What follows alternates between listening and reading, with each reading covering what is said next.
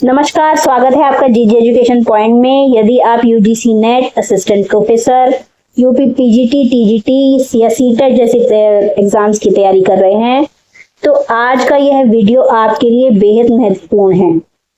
इन परीक्षाओं में आदर्शवाद से लगभग हर वर्ष प्रश्न पूछे जाते हैं, इसलिए इस वीडियो में हम आदर्शवाद का अर्थ, प्रमुख दार्शनिक, शिक्षा के उद्देश्य, शिक्षक, विद्यार्थी, पाठ्यक्रम, अनुशासन तथा परीक्षा की दृष्टि से महत्वपूर्ण एमसीक्यूज को आसान भाषा में विस्तार से समझेंगे। अगर आप इस पूरी टॉपिक पर मजबूत पकड़ बनाना चाहते हैं तो वीडियो को अंत तक जरूर देखें। आइए बिना समय गंवाए शुरू करते हैं आज का टॉपिक। आदर्शवाद का अर्थ क्या है? देखिए, आदर्शवाद सबसे पहले आदर्शों की बात करता है। और आदर्श क्या होते हैं? व्यक्ति के विचार। तो आदर्शवाद अंग्रेजी भाषा के आइडियलिज्म शब्द का रूपांतरण है और आइडियलिज्म का मतलब है विचारवाद। तो आदर्शवाद वह दर्शन है जो आत्मा, मन और विचार को अंतिम सत्ता या अंतिम सत्य मानता है। इसके अनुसार भौतिक जगत से अधिक महत्वपूर्ण आध्यात्मिक जगत है। प्रमुख कथन इसका क्या है? Ideas are the only true reality. कथन किसने दिया है? प्लेटो ने। देखिए, आदर्शवादियों ने बहुत सी अलग अलग परिभाषाएं दी हैं, जिसमें कुछ ने कहा है कि आदर्शवाद आध्यात्मिक दर्शन से जुड़ा हुआ है, कुछ ब्रह्मांड की अपनी बुद्धि और इच्छाओं को आदर्शवाद का दर्शन मानते हैं। तो यहाँ पर एक परिभाषा दी गई है, आदर्शवाद वह दर्शन है जो आत्मा, मन और विचार को अंतिम सत्य मानता है। इसके अनुसार आध्यात्मिक जगत भौतिक जगत से अधिक वास्तविक और महत्वपूर्ण है। प्लेटो द्वारा कहा गया है वास्तविकता का आधार विचार है, जबकि बर्कले ने कहा है एसे इज परसिपी। इसका मतलब है to be is to be perceived. किसी वस्तु का अस्तित्व उसके अनुभव या बोध पर निर्भर करता है। इसका मतलब ये हुआ। देखिए, आदर्शवाद के जो प्रमुख दार्शनिक हैं उनमें नाम अगर हम लें तो Descartes, Spinoza, Leibniz, Berkeley, Kant, Hegel, Schelling, Schopenhauer और जेंटाइल आदि जो हैं इनके नाम इसमें मेनली लिए जाते हैं। इसके अलावा जो भारतीय दार्शनिक हैं उनमें महर्षि अरविंद, रविंद्रनाथ टैगोर, स्वामी विवेकानंद और महात्मा गांधी जी का नाम इसमें और राधा कृष्णन जी का नाम इसमें मुख्यतः लिया जाता है। चलिए, आप मुझे ये बताइए आदर्शवाद के जो प्रतिपादक हैं वो कौन हैं? अब बात करेंगे आदर्शवाद के जो मुख्य सिद्धांत हैं वो कौन कौन से हैं। देखिए, सबसे पहले तो आध्यात्मिक जगत का सिद्धांत की इन्होंने बात की, वस्तु या पदार्थ की अपेक्षा विचार के सिद्धांतों की बात की, जड़ और प्रकृति की अपेक्षा मनुष्य के महत्व का सिद्धांत देखा इन्होंने, आध्यात्मिक मूल्यों का सिद्धांत, मन के महत्व का सिद्धांत, व्यक्तित्व के विकास का सिद्धांत, भिन्नता में एकता के सिद्धांत का पूर्ण समर्थन इन्होंने किया। लेकिन अगर हम शॉर्टली देखें तो हम इन्हें ऐसे भी बांट सकते हैं, जैसे कि आत्मा या स्पिरिट अंतिम सत्य है इन्होंने कहा, विचार सर्वोच्च वास्तविकता है, ईश्वर सर्वोच्च सत्ता है, नैतिक एवं आध्यात्मिक मूल्यों का महत्व इन्होंने बताया। आदर्शवादियों ने मानव जीवन का उद्देश्य आत्म विकास और आत्मानुभूति को बताया और सत्यम शिवम सुंदरम ही शाश्वत मूल्य हैं उनका मानना था। आदर्शवादियों ने शिक्षा को कुछ अलग दृष्टिकोण से देखा था। उनके अनुसार क्या था? शिक्षा वह प्रक्रिया है जो व्यक्ति के शारीरिक, मानसिक, नैतिक एवं आध्यात्मिक विकास द्वारा उसे आदर्श जीवन के योग्य बनाती है। आदर्शवादियों के अनुसार शिक्षा के कुछ अलग ही उद्देश्य थे। उनका मानना था कि व्यक्ति में आत्मानुभूति होनी चाहिए। इसका मतलब है जैसे कि सुकरात का कहना था कि स्वयं को जानो, और जेंटाइल ने कहा कि आत्मानुभूति ही शिक्षा का अंतिम लक्ष्य होना चाहिए। यानी अगर अपने आप को जब तक इंसान नहीं जान सकता वो शिक्षित कहाँ से है। ठीक है। उसके बाद व्यक्तित्व के विकास की बात कही गई। व्यक्तित्व के विकास में शिक्षा का उद्देश्य आदर्श व्यक्ति का निर्माण करना या आदर्श व्यक्तित्व के निर्माण करना और विकास करने की बात को कहा गया।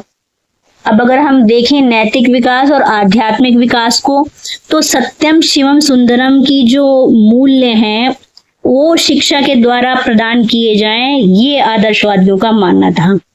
सांस्कृतिक विरासत की रक्षा करना, विकास एवं हस्तांतरण करना, व्यक्तित्व का सर्वांगीण विकास पर जोर देना इनका उद्देश्य था।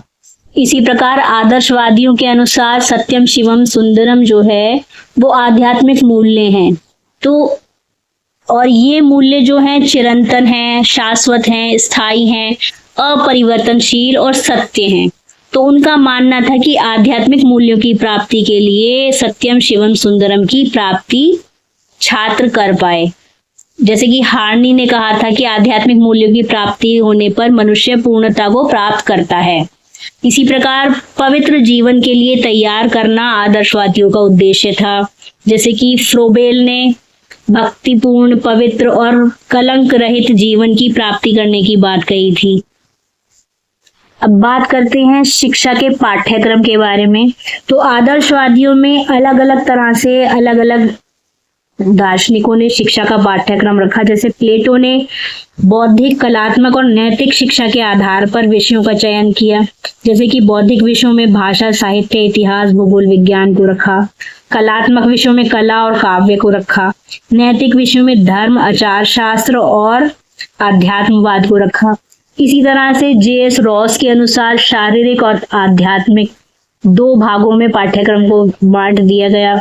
और ऐसे ही टी.पी. नन ने पाठ्यक्रम को शारीरिक, सामाजिक, धार्मिक, नैतिक क्रियाओं से संबंधित कर दिया। उसके बाद साहित्यिक और सौंदर्यात्मक क्रियाओं से संबंधित कर दिया। तो इस तरह से हर्बर्ट के अनुसार मुख्य विषय और गौण विषय दो तरह से पाठ्यक्रम को बांट दिया। तो कुल मिलाकर जो आदर्शवादियों का पाठ्यक्रम था उसमें साहित्य, दर्शन, धर्म और नैतिक शिक्षा, इतिहास, भाषा, कला एवं संगीत को हम रख सकते हैं। उसी प्रकार अगर शिक्षण विधियों को देखें तो आदर्शवादियों ने शिक्षण विधियों पे कुछ ज्यादा बल नहीं दिया है। उन्होंने सुकरात की प्रश्न विधि, प्लेटो की संवाद विधि, अरस्तु की आगमन और निगमन विधि को रखा, और हीगल के तर्क विधि, हर्बर्ट की निर्देश विधि, फ्रोबेल की खेल द्वारा शिक्षा विधि को रखा, और प्रेस्टोलॉजी की अभ्यास व आवृत्ति विधि। इसके अलावा जो आदर्शवादियों में सबसे बढ़िया विधि मानी जाती थी उसमें प्रश्नोत्तर और वाद विवाद को मानते थे। डिबेट मेथड को जो है वरीयता दी जाती थी, और लेक्चर मेथड, व्याख्यान विधि को भी महत्व दिया जाता था। तो ये सारी चीजें आपको इसमें याद रखनी है, क्योंकि इसमें शिक्षण विधियां जो हैं मोस्टली क्वेश्चंस में पूछ ली जाती हैं, एग्जाम्स में पूछ ली जाती हैं। तो इसको तो आपको ध्यान से पढ़ना ही है, इसको लर्न करना है। ओके, अच्छा, एक क्वेश्चन का आंसर दीजिए। तर्क विधि को किसने दिया है? किसकी है तर्क विधि? अब बात करेंगे आदर्शवाद में शिक्षक का क्या स्थान था। तो एज अ टीचर आदर्शवाद में शिक्षक को आदर्श व्यक्तित्व और मार्गदर्शक के रूप में माना जाता था। उसकी भूमिका क्या होती थी? वो एक मोटिवेटर का काम करता था, नैतिक आदर्शों की बात करता था, चरित्र का निर्माण करने का कार्य आदर्शवादी शिक्षक का होता था, और ज्ञान का मार्गदर्शन वो करता था। देखिए, शिक्षक के बारे में फ्रोबेल ने एक बात इसमें कही है आदर्शवाद से रिलेटेड, कि विद्यालय एक उद्यान है और बालक कोमल पौधा है तथा शिक्षक कुशल माली है। तो माली जब तक उद्यान में पौधे की कटाई छटाई नहीं करेगा, उसको पानी देकर विकसित नहीं करेगा, तो पौधा कैसे विकसित होगा, कैसे वो अच्छे फूल दे पाएगा, अच्छे फल दे पाएगा। इसलिए उन्होंने शिक्षक को माली का नाम दिया है, या शिक्षक को माली का रूप माली कहा है। इसी प्रकार से विद्यार्थी का भी एक महत्वपूर्ण स्थान है। विद्यार्थी को एक आध्यात्मिक एवं नैतिक विकास करने वाली आत्मा माना जाता है। शिक्षा का उद्देश्य उसके भीतर निहित श्रेष्ठ गुणों का विकास करना है। जैसे कि एडम्स ने कहा है कि शिक्षक तथा छात्र दोनों को ब्रह्मांड का ही अंग माना जाता है।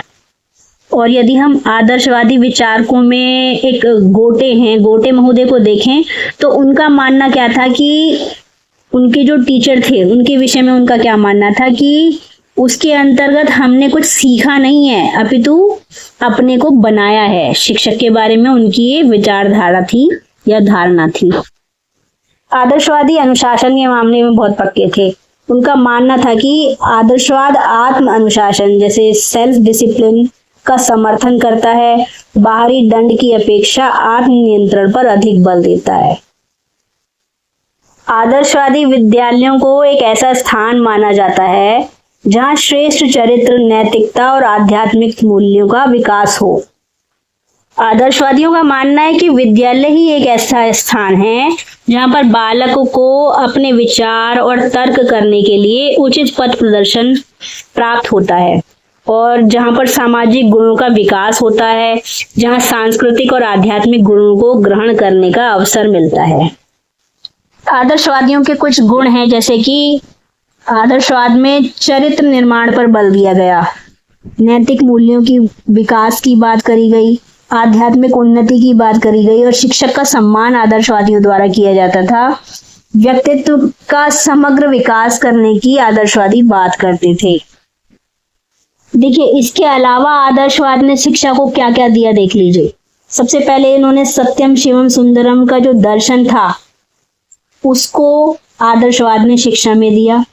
दूसरी चीज इन्होंने दी कि लोगों को प्रयत्नशील बनाना, आत्मानुभूति करना आदर्शवादियों ने सिखाया। सांस्कृतिक विकास के लिए सबसे अधिक उपयुक्त है आदर्शवादी जो विचारधारा है।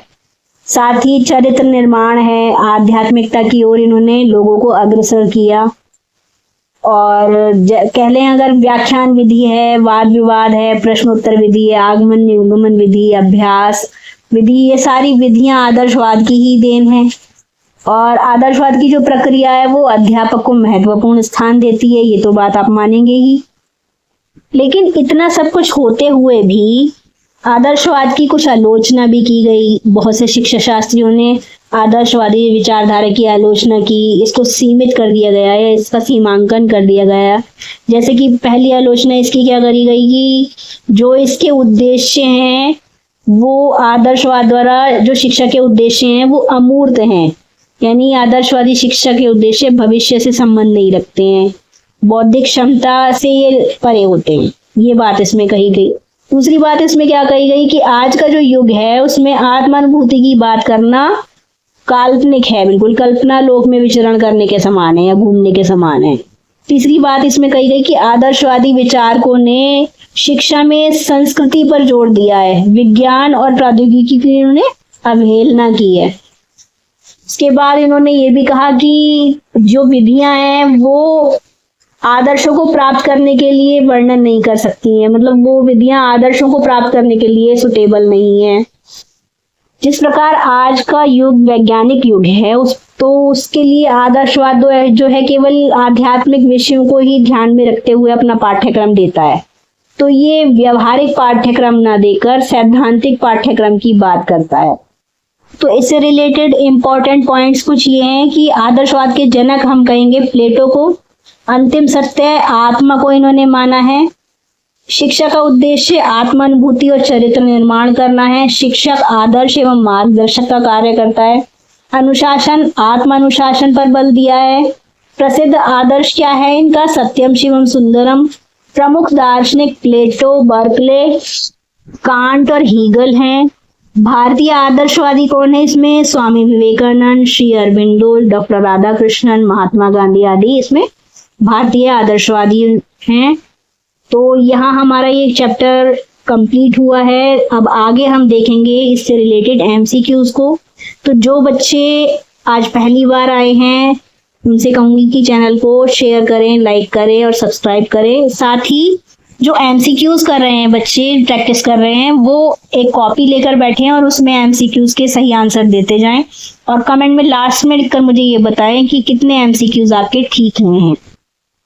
और अगर आप इसका फुल वन शॉट नोट चाहते हैं तो मेरे व्हाट्सएप चैनल को क्यूआर कोड से स्कैन कर फॉलो कर लीजिएगा, क्योंकि उसमें मैं जितने भी मेरे वीडियोस आते हैं सभी के वन शॉट नोट्स मैं उसमें डाल देती हूँ। आदर्शवाद का मूल आधार क्या है? पदार्थ, आत्मा एवं मन, शरीर, प्रकृति।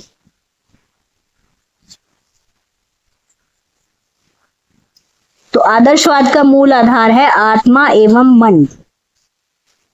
आदर्शवाद के अनुसार अंतिम सत्य क्या है? पदार्थ, आत्मा, शरीर, ऊर्जा।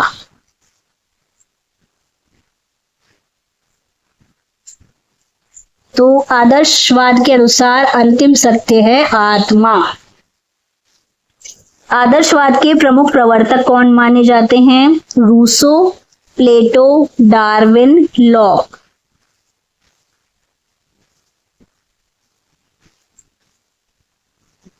तो आदर्शवाद के जो प्रमुख प्रवर्तक हैं वो प्लेटो माने जाते हैं। विचार ही वास्तविकता है, यह किस दर्शन का सिद्धांत है? प्रकृतिवाद, यथार्थवाद, आदर्शवाद, प्रयोजनवाद।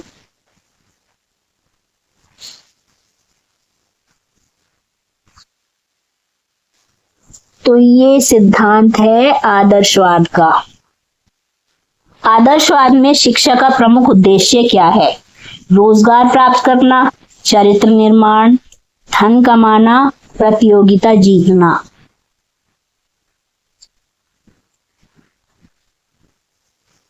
तो आदर्शवाद में शिक्षा का उद्देश्य है चरित्र का निर्माण करना। आदर्शवाद के अनुसार शिक्षक का स्थान क्या है? मित्र, मार्गदर्शक एवं आदर्श, निरीक्षक या व्यवस्थापक। इसका आंसर होगा आदर्शवाद के अनुसार शिक्षक मार्गदर्शक एवं आदर्श का कार्य करते हैं। आदर्शवाद में विद्यार्थी को किस रूप में देखा जाता है? मशीन, आत्मा का विकास करने वाला व्यक्ति, श्रमिक या उपभोक्ता।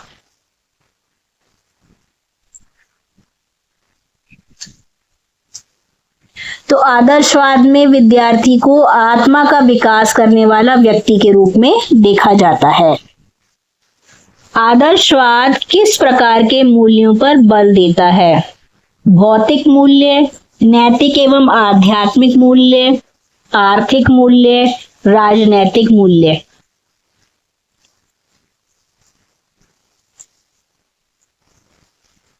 तो आदर्शवाद बल देता है नैतिक एवं आध्यात्मिक मूल्यों पर। सत्यम शिवम सुंदरम किस दर्शन का आदर्श है? यथार्थवाद, आदर्शवाद, प्रकृतिवाद, प्रयोजनवाद।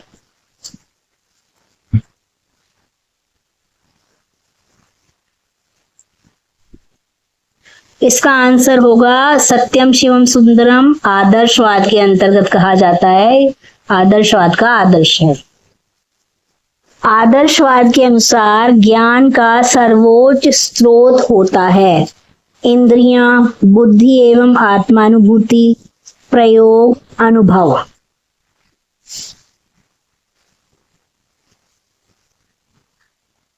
तो आदर्शवाद के अनुसार ज्ञान का सर्वोच्च स्रोत होता है बुद्धि एवं आत्मानुभूति। आदर्शवाद के अनुसार परम सत्य क्या है? पदार्थ, आत्मा, ऊर्जा, प्रकृति। परम सत्य क्या है आदर्शवाद के अनुसार? आत्मा। Ideas are the only true reality, यह विचार किसका है? जॉन डीवी, प्लेटो, अरस्तु, लॉक।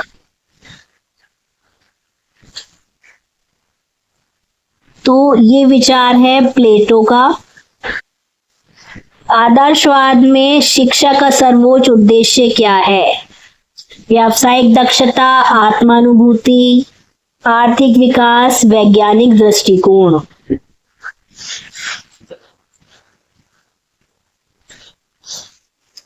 आदर्शवादियों के अनुसार शिक्षा का सर्वोच्च उद्देश्य है आत्मानुभूति या सेल्फ रियलाइजेशन। निम्नलिखित में से कौन आदर्शवादी दार्शनिक नहीं है? प्लेटो, हेगेल, बर्कले, जॉन ड्यूई।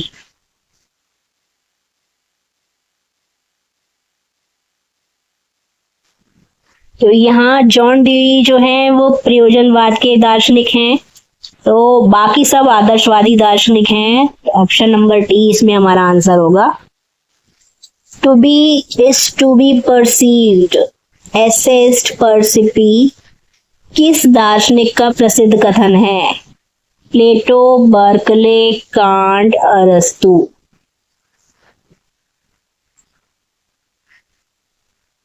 तो ये कथन है बर्कले का।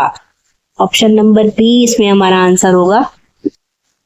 हेगेल का आदर्शवाद किस नाम से जाना जाता है? Subjective idealism, objective idealism, naturalism या प्रैग्मेटिज्म।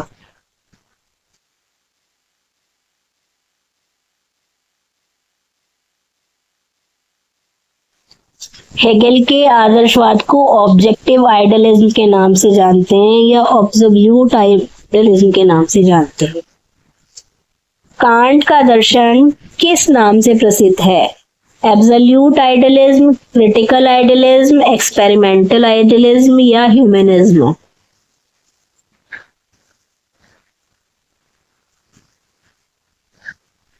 तो कांट का दर्शन जो है वो क्रिटिकल आइडियलिज्म के नाम से प्रसिद्ध है। निम्नलिखित में से कौन सा कथन आदर्शवाद के अनुरूप है? पदार्थ ही अंतिम सत्य है, मन और आत्मा सर्वोच्च वास्तविकता है, केवल इंद्रिय ज्ञान ही सत्य है, शिक्षा का उद्देश्य केवल रोजगार है।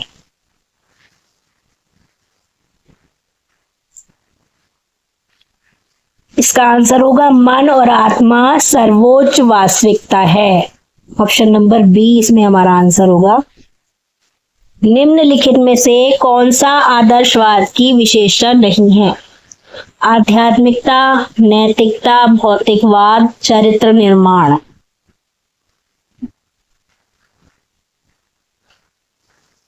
तो इसमें भौतिकवाद आदर्शवाद की विशेषता नहीं है।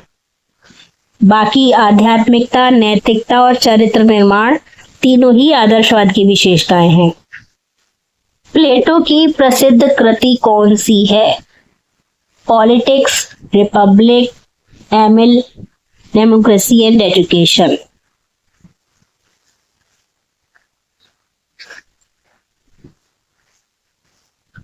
तो देखिए इसमें पॉलिटिक्स जो बुक है वो अरस्तु ने दी थी, रिपब्लिक प्लेटो की बुक है जबकि एमिल रूसो ने दी है, democracy and education John Dewey द्वारा 1916 में दी गई थी। सर डीवी ने एक और बुक दी थी स्कूल एंड सोसाइटी, इसका नाम भी याद रखिएगा, एग्जाम में कई बार आ जाता है। तो यहाँ हमारे आदर्शवाद से रिलेटेड 20 MCQs प्लस पूरा आदर्शवाद चैप्टर कंप्लीट हो गया है।